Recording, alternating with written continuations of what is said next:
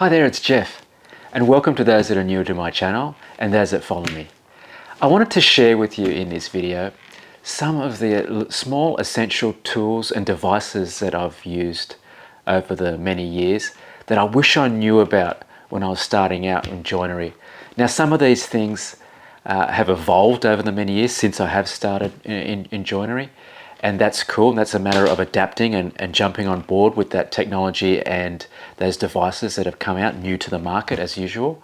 But these tools that I'm going to show you and share with you are just some of the things that you could do with in your workshop for DIY joinery, woodwork, just tinkering around in your garage and making things as well. So let's get straight into it. And one of the first things that would be on my list is my pocket hole jig. The pocket hole jig is fantastic for joining two pieces of board or wood together. And the beauty of this pocket hole jig is that you can hide your screws. So you can hide your actual construction method. So if it's something that's internal, like inside of a cabinet or a cupboard, you won't see any screws.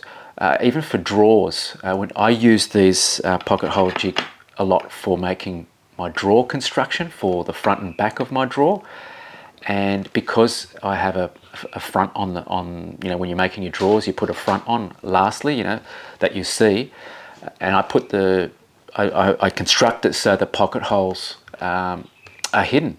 And this is the beauty of this jig. With my jig, I've just made a base for it to sit into, and so it's level with the base of the jig. Nothing fancy, but it allows me to put my ends in, clamp it, and drill away. I connect the vacuum to it, and happy days. It's a really handy tool that I really wish that I was using a lot more of back in the early days to hide my screws.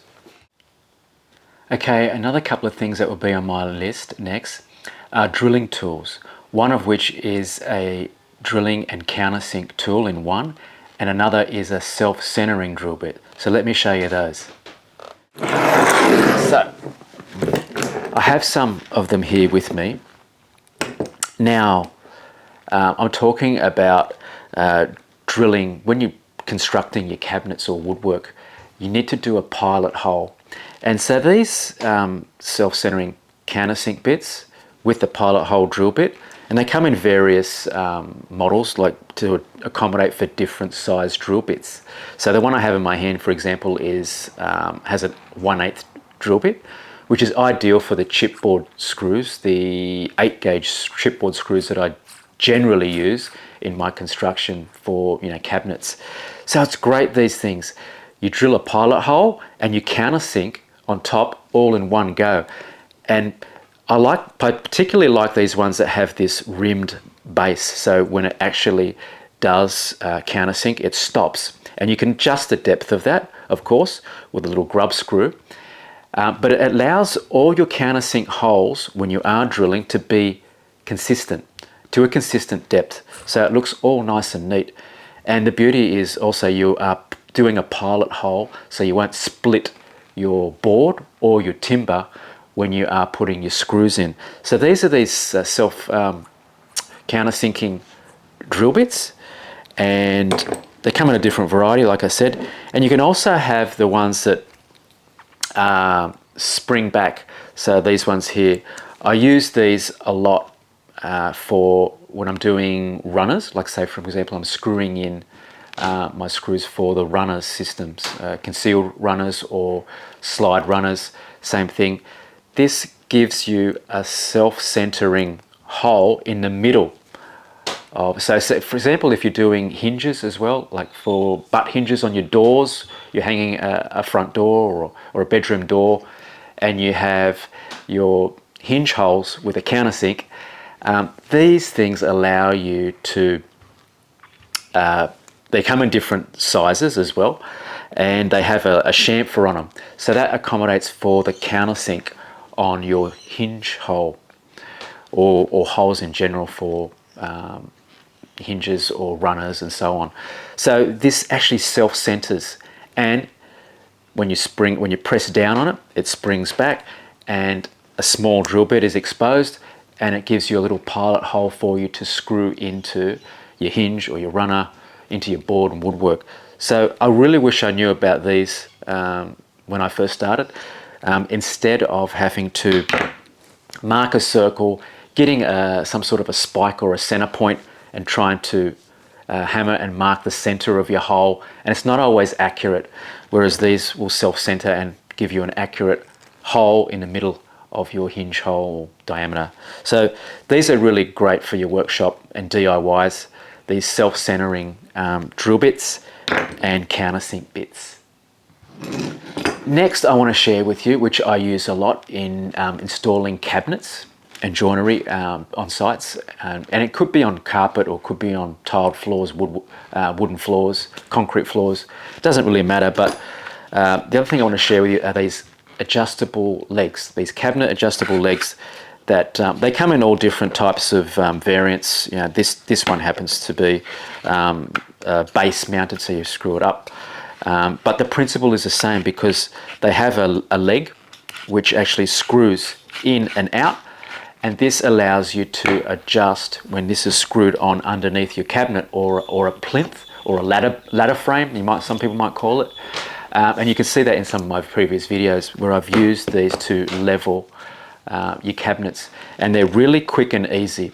That's the beauty of these things. You put them underneath your cabinet or your plinths and you screw them up and down. You can work to a spirit level or a laser level.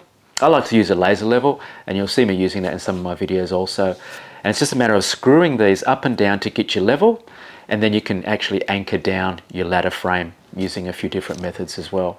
So there's plastic levelers, cabinet levelers, and they also come in a metal variety as well. So this is another one variety here, which is metal. It screws onto the side of your ladder frame, and you use a screwdriver through the slotted hole here to actually maneuver these up and down. And the beauty is they've got like a foot here that's actually accommodates for unlevel surfaces. So these are really ideal as well. So it does exactly the same thing, same principle, except these are metal, these are plastic. I use these when I have small ladder frames or small kick fronts that are going to be used on cabinetry, and you'll see it when I used these in one of my wardrobe projects that I've done.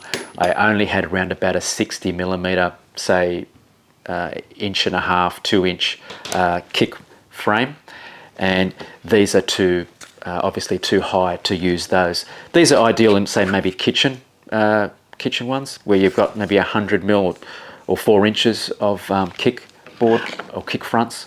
They'll fit underneath, but when you've got low applications, these are ideal for that, because you can get them in nice and low, around about 2 inches or 2.5 inches.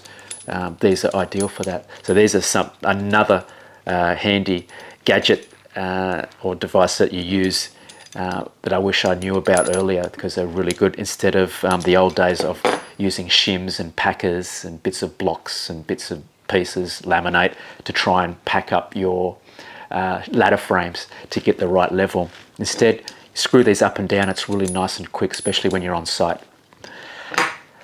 Another thing I want to share with you that I wish I really knew about is this laser measurer. They come in different brands. This one here happens to be a Bosch one. I've had this for many years, and these are very handy for getting your internal measurements. I can't stress how easy this makes it. Instead of getting your tape measure and putting it from inside and trying to get close and try to see, what it is to the millimeter, this, just put it on the inside. It goes to the back of your cabinet there. Press a button and it will give you instantly an internal measurement. And some of these also feature other things like working out the surface area and square and so on. But these very handy. I wish these were around a lot earlier. But yeah, get yourself one of these for your your DIY projects or your joinery.